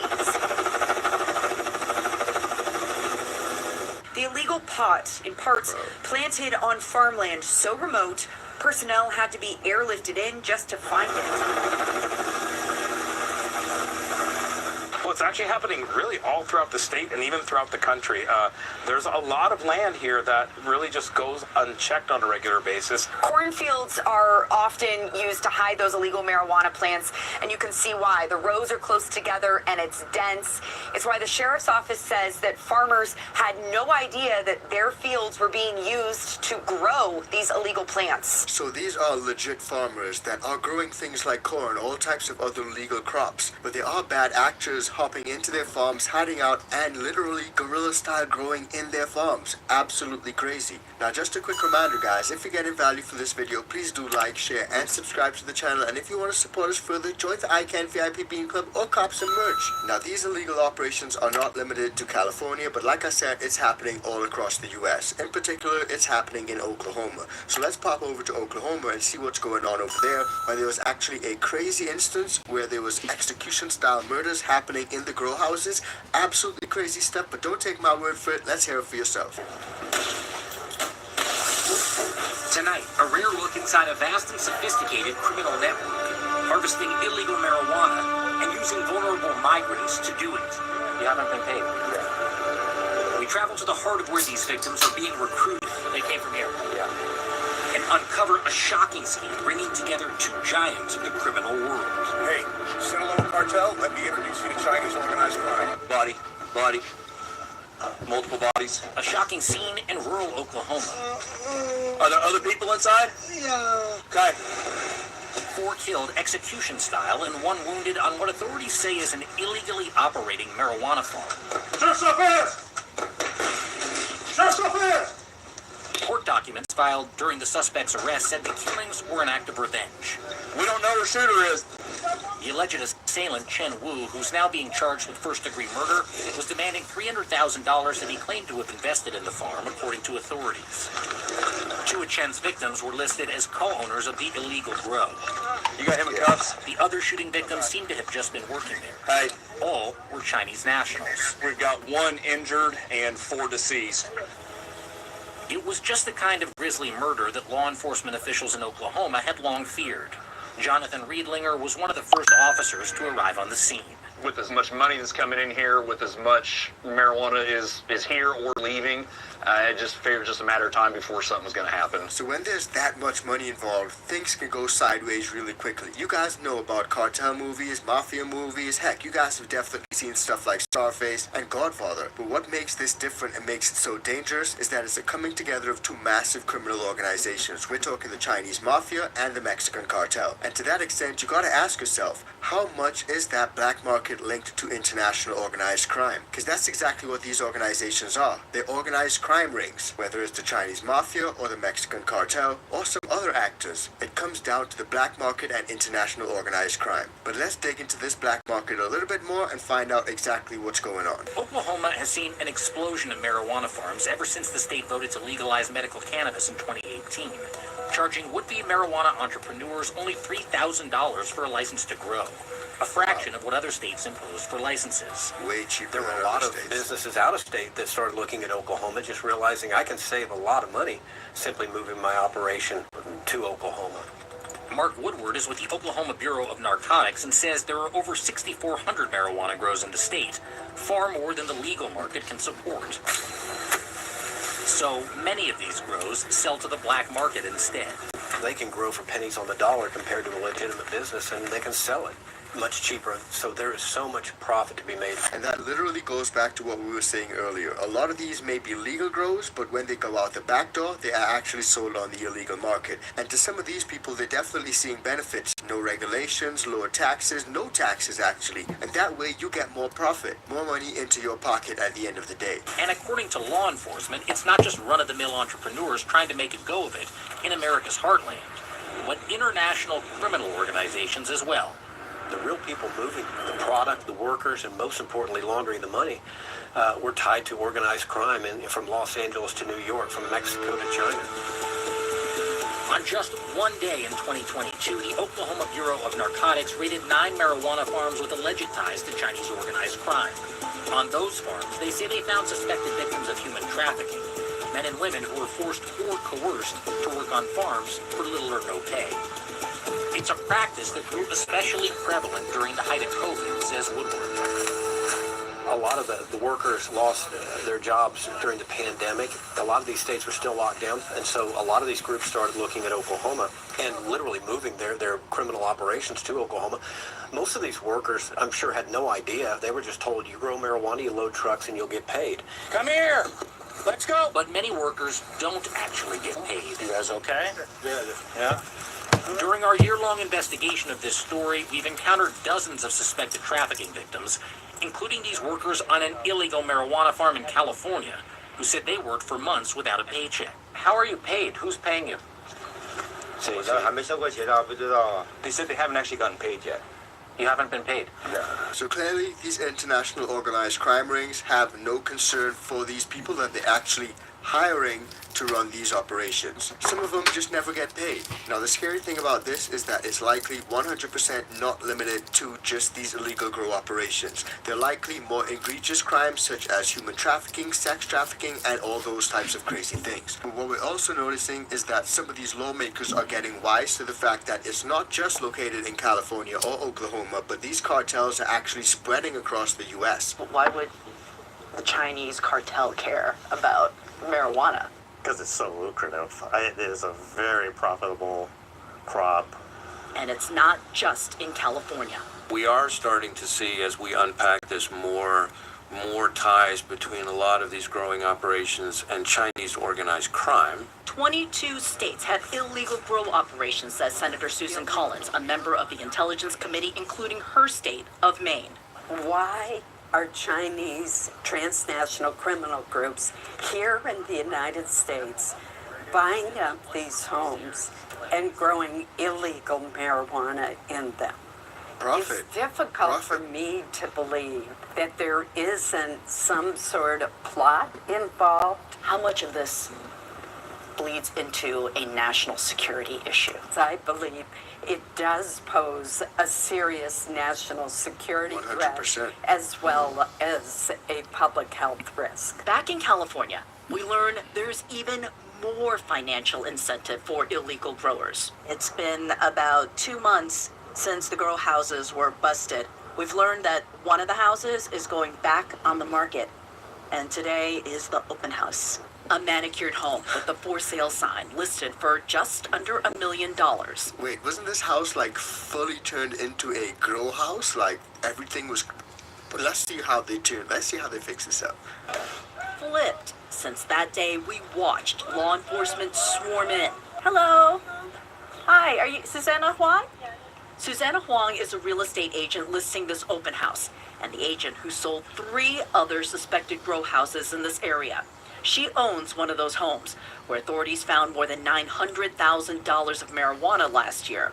Her attorney tells CNN a house she owns was busted by the state, but it was being rented at the time, and she was not involved in any illegal activity. So clearly there's a lot of financial incentive to it. It's a really lucrative plant. It's actually a literal cash crop. And when you're making a lot of money from these illegal operations, you gotta launder it some way. And that's where the Chinese mafia and the cartel sort of come together. A Treasury official tells NBC News that Chinese criminal organizations are working with Mexican cartels by helping them launder money made from meth, fentanyl, and other drugs. They do so by loaning out the cartel's money to unsuspecting Chinese people like students or prospective homebuyers living in America. These criminal organizations are then repaid in Chinese currency back in China, where the money launderers buy Chinese products and have them shipped to Mexico for sale, and then pay the cartels back in pesos. In the end, no money actually crosses international borders, and the Treasury Department says the dirty dollars are, quote, disappearing into thin air. The DEA says the products money launderers are sending from China to Mexico are deadly. Guess which product is very available in China that's not available here at all? Precursor chemicals. The drugs are synthesized in Mexico, smuggled in the United States. The drugs are sold in the United States. They're creating vast amounts of U.S. cash, and that cash is handed over to the designee of the Chinese money broker. The Chinese nationals here in the United States that are taking this cash, you're saying they're not necessarily criminals. No, they're not involved in any criminal act other than taking delivery of a huge amount of cash. What they're trying to do is they're trying to, probably for their family or to create generational wealth, they're trying to get their money out of China here in the United States. What they may not know is that the money brokers, the people running this criminal enterprise, they're using the drug trade to accomplish that. So this is a massive operation, guys. It spans multiple countries and multiple states. And the crazy thing is that some of these criminals are using legal laws and legal means to skirt the entire process and generate a lot of illegal income while partnering with multiple international organized crime groups. And what this is doing is putting a really bad stain on the home grow community. Because like I said, a lot of lawmakers are actually citing home growers as the reason that the illicit market is thriving. Now, in my humble opinion, a lot of these home growers cannot necessarily be called home growers because you're commercially cultivating at scale, but you're just doing it in a private residence. To me, it's similar to a situation where someone is running a business out of their home. Yes, it may be a home, but you're still running a business. But overall, this is a really bad thing for home gardeners. So let me know what you guys think about all that. Drop it in the comments down below. I want to find out what you guys think about this crazy story. And despite the fact that there are a lot of these illegal home grows popping up all over the US, there's one state in particular that does not play when it comes to home growers. It's an automatic felony. So check that video out because it's coming up right now.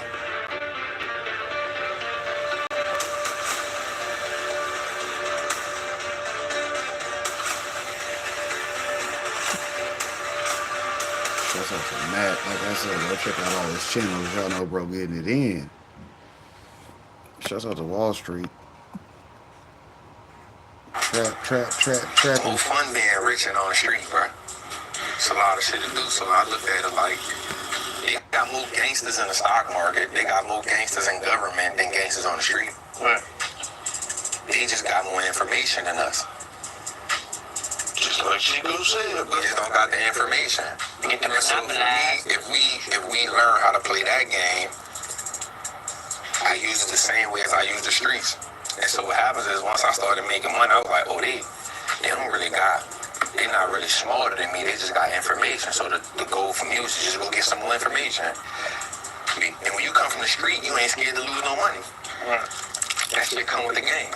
So when you say earlier, when you like don't believe in what Google said, how do you get your information on that it's false information out there? So I don't really go to Google for information. I go straight to the source. I go straight to them. So we gotta stop being scared to read too.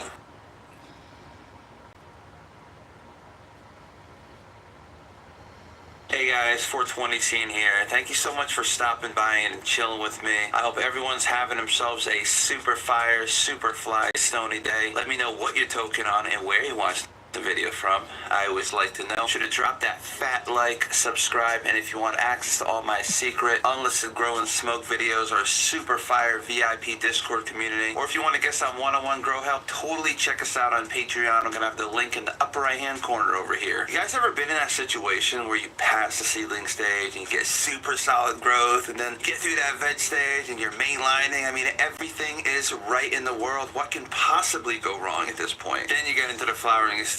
You're like, what the f? Real quick, I know a lot of you guys have been asking about the rusty bike story. I'm probably not going to film that until next week. It's just been a really crazy week, and the life stories, believe it or not, they take the most amount of time, so just hang in there. The rusty bike story is coming, I promise you. And as toxic as that story is, I'm telling you, it's going to be well worth it. I feel like one of the most frustrating things is just trying to get through your run and getting into flowering, and then all of a sudden things aren't going the way you planned, and you know, maybe it's taking forever for them to start working on building flowers. And that's what we're going to be talking about today. We're going to talk about some of the biggest reasons why it might take a long time for your ladies to start flowering, or even not producing as well as you thought it would. I know some people freak out about their ladies not flipping into flowering when you flip the light cycle to 12-12. So my recommendation is to try to induce flowering by switching your light cycle to 11 on and 13 off. You guys remember my sour diesel from the last harvest? If you guys haven't checked it out, it's right on the front page. Like, it's super easy to find. Just,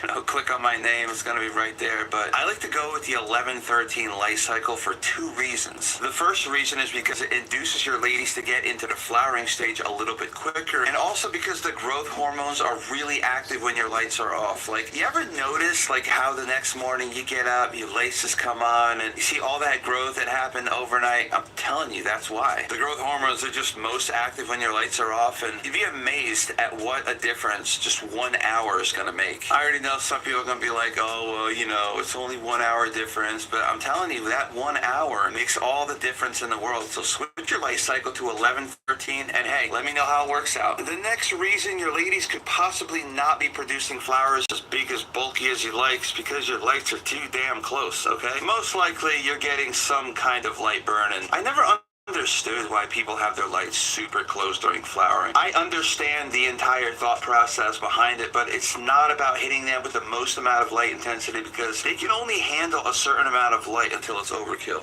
Messing with my mic here. You want to be in a good position where you're getting good light intensity, but at the same time, you're not burning the crap out of your ladies. So one thing I would recommend is to get a PPFD meter, or, you know, just use that, what was that, a photon app on your phone. It works, supposedly it works really well. And start getting to know your lights and start practicing with getting measurements of all the different light heights during flowering. And I know everybody's going to have a completely different answer on this, but if your PPFD is between 800 and 900, that's always been the sweet spot for me. And I know some people like to hit the 950 or the 1000 PPFD mark, but I feel like you're playing with fire at that point, you know? I mean, I'm not going to stop you. You want to go for 950 or 1000 PPFD, I ain't going to try to stop you. I mean, you want to go for 950 or 1000 PPFD, go for it, but that's not my recommendation. So if you want to go that high, hey man, I'm out. I got nothing to do with that. But if you so choose to go with 1000 PPFD, keep paying attention to your ladies, and the moment you see any sign of light burn, like the leaf tips curling upward, or you start seeing some nasty discoloration on only the top being affected of your ladies, definitely bring that shit down. The fuck, I sound like a hillbilly for a sec, bro. I'm from Jersey, bro. But like I said, my recommendation is 800 to 900, and I've been running a lot of the 300 watt LEDs, and I found that the best height for me is about 24 inches from the tops of my ladies. That's what I've always had them at during the flowering stage. During veg, I keep it like 28 to 30 inches. But anyway, that's what I've been doing with my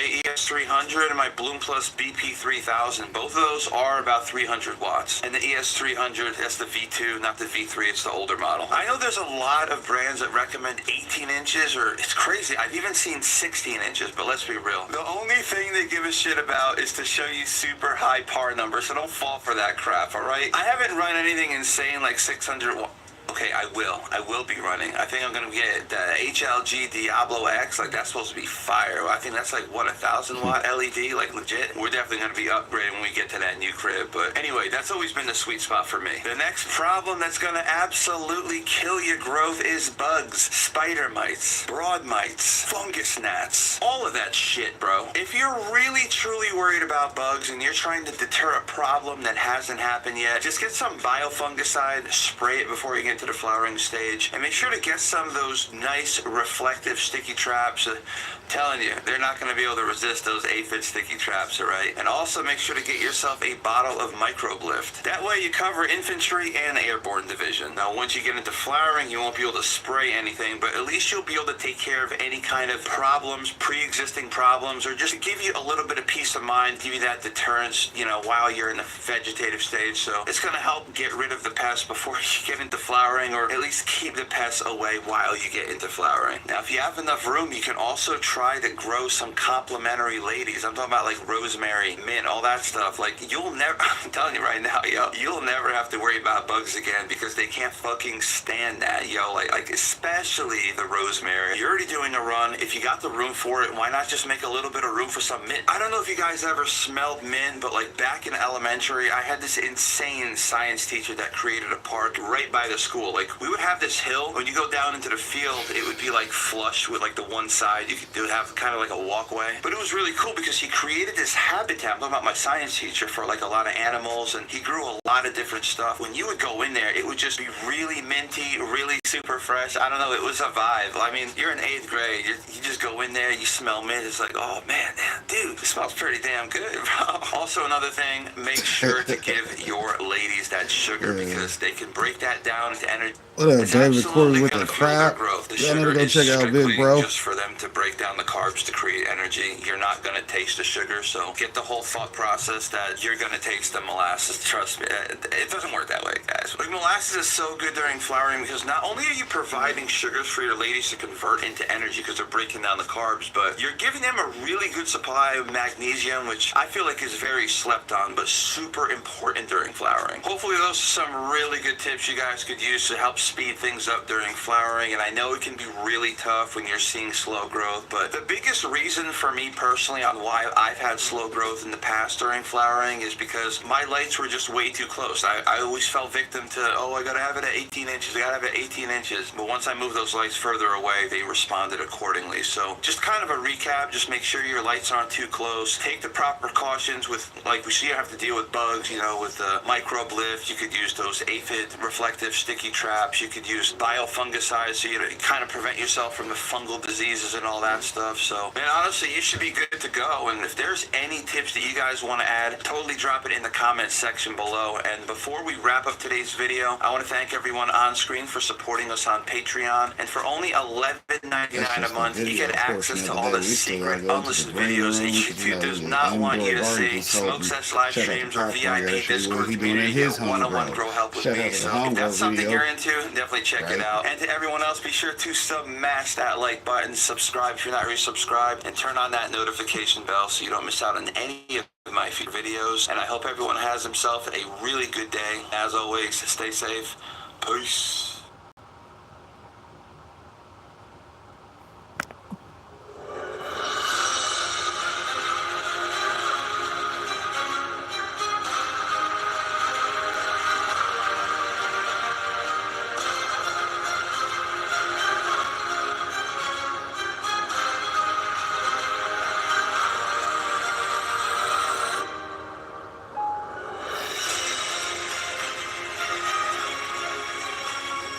Shout out to the big homie Show Me Sasquatch. You know, he did some artwork for your boy. Of course, you know, we appreciate that.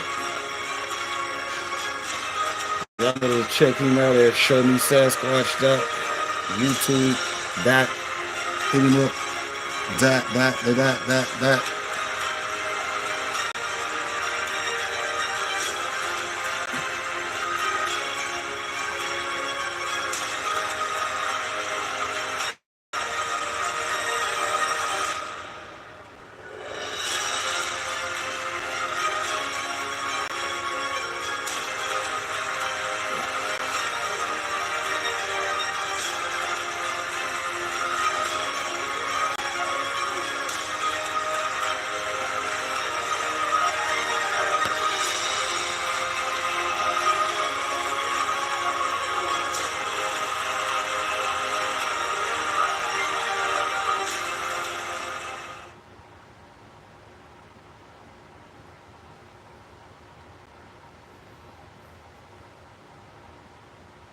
time I go to re-up, I get asked the same question without fail. Every single time I go to re-up, they say, hey, aren't you that guy Cupins that does a super lit Twitch stream every night at 9 p.m. Eastern, 6 p.m. Pacific? Can't I subscribe to you for free with my Amazon Prime? I'm kidding. They say the same old classic, so are you more of an indica or sativa kind of guy? You like the indicas or you like the sativas? You're only allowed to like one. And look, no shade to the bud tenders, whatever. They're trained to ask at this point. That's part of the training. Ask them, do they want red or blue? And then start listing off numbers. I actually don't like this question anymore. I think it's doing a bad thing. I think overall every bud tender ever is asking this to the customers when they walk in, but I think it's giving people the wrong impression that there's two kinds of highs. Some people think that there's thousands of kinds. Every time you get a new strain name, you're gonna get a brand new journey and experience with that. But anybody that's been smoking pretty regularly knows that, like, the effects aren't gonna matter that much between the plants. And it's more about me, how I'm feeling, what I'm doing, and how I'm consuming it. And those classifications really come down to, well, was the plant a broadleaf plant or a narrow-leaf plant? And I've talked to some growers that think in the future we're gonna shift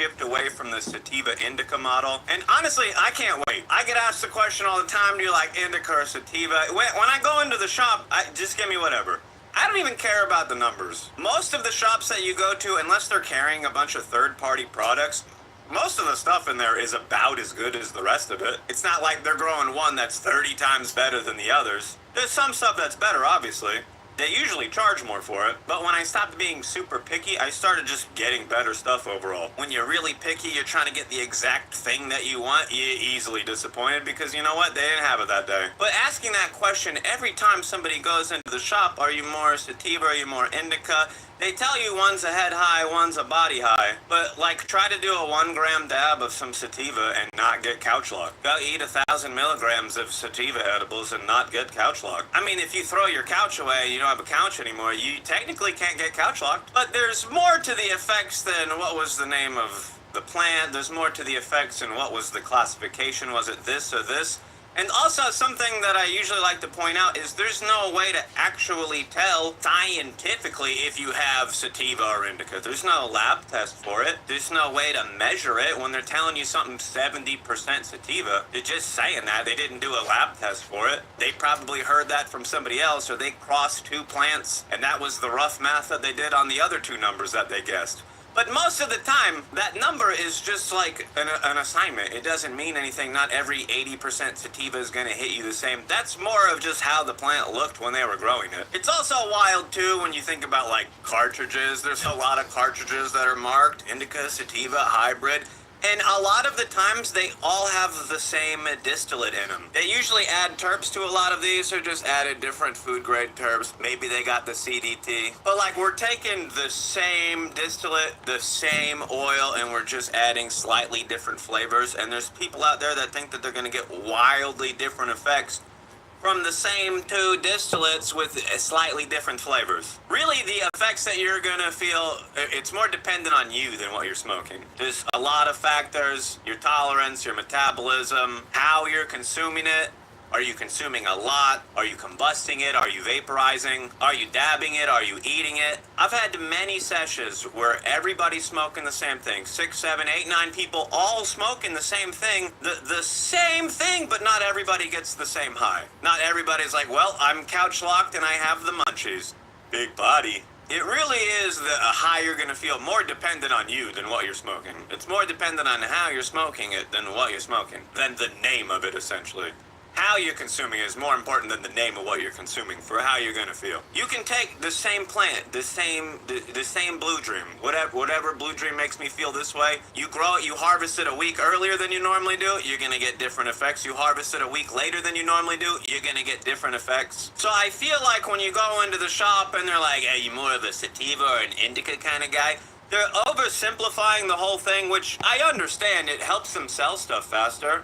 You go in there and you go, nah, I want an upper and not a downer. I want something that's going to make me hee and not ho. So I understand why it exists, but I don't like it. I can't wait till we get better classifications in the future that really help you understand what you're smoking. Either way, come get high with me on Twitch. The sesh starts at 9 p.m. Eastern. Have a lit day, my dudes. 6:04, and an El Paso County judge is expected to issue a ruling today that essentially determines whether or not Colorado Springs will or will not vote on recreational marijuana shops again. In November, voters approved ballot question 300 by nearly 10 percentage points, which legalized retail marijuana sales for the first time in Colorado Springs history. But some on city council claimed voters were confused and referred a measure to this April's municipal ballot to repeal 300 before any recreational marijuana is ever sold. A lawsuit was filed and heard in court on Friday. Attorneys who filed the suit argued that the city council's move violates the Colorado Constitution. Just didn't think the city had particularly strong arguments because the argument isn't strong given the Colorado Constitution. It's a tough position that they're in, trying to justify overriding the Colorado Constitution. I don't know how they can do it, and so pretty hopeful we'll get a good decision.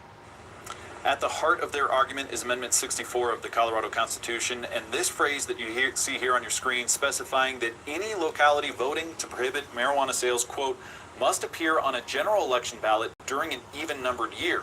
Since April is a municipal election, in an odd-numbered year, the cannabis industry is hopeful to succeed.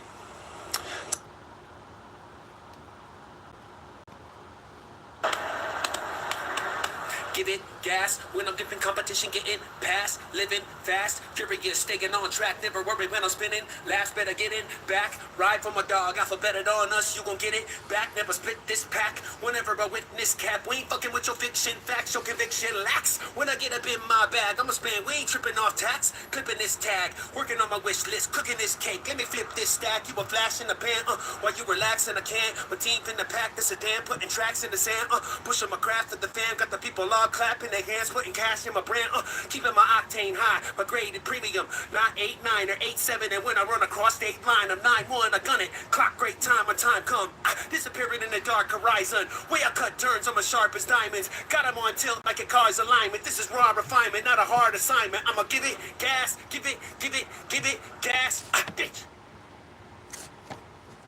Yep, shouts out to 755, y'all know she live. Go check out Sis. Her and her sis doing their things out in traffic from the looks of it. Appreciate that. It's not Shipley's, it's next door. Yeah, it's trying to have a play. Oh, thanks, man. I appreciate y'all. All right. Yep. Let's see. Let me stop the Rumble video. Because then we're going to go in the green room. And, we ain't just going to leave them on timeout.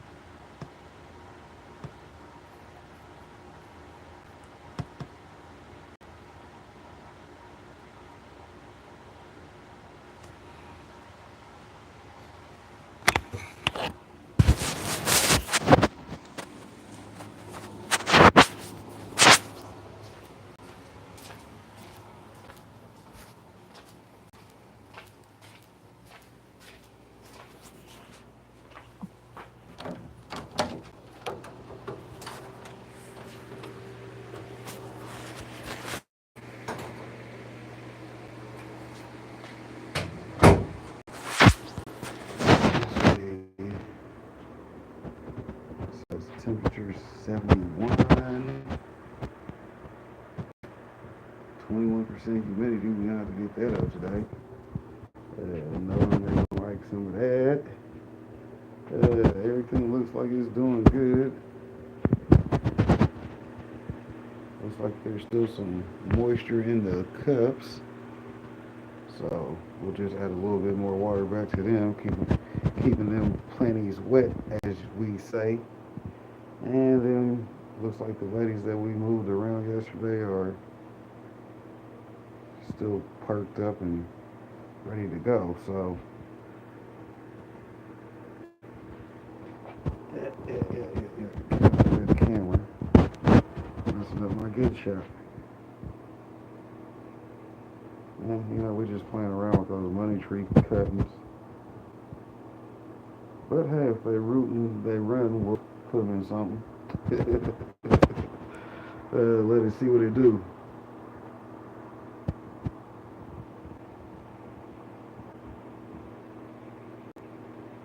I'm gonna have to get those up out of there because I'm going to be getting rid of those at events.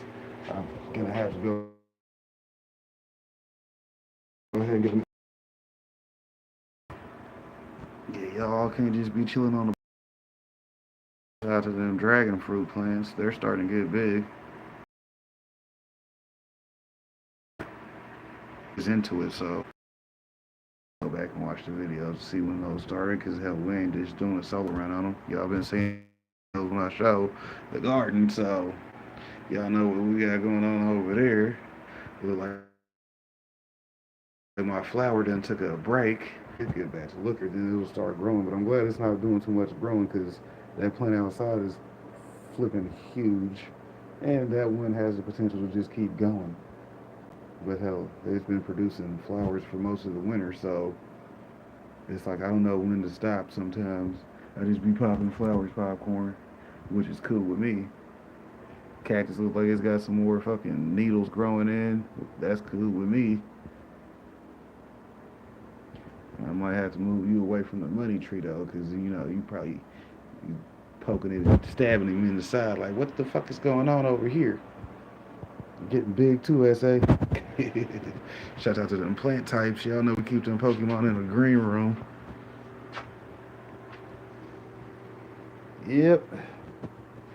But that's the current run up with the ladies. Y'all know, shout out to Triple B Farms, aka Son of Odin Seed Company. Y'all know the big homie sent them genetics out for your boy. So hell, we got some things growing on in here. Hence why we said we got the solo cups going. Y'all see we got the variety pack all the way down. Ran them numbers on you yesterday. So yeah, we got plenty of things to be looking forward to as far as what we're gonna have for our personal home grow. So, you know, just doing our THING. Y'all know to hit me up on that buy me a coffee. Other than that, I'll see y'all Wednesday at 6. Peace, love, and hair grease.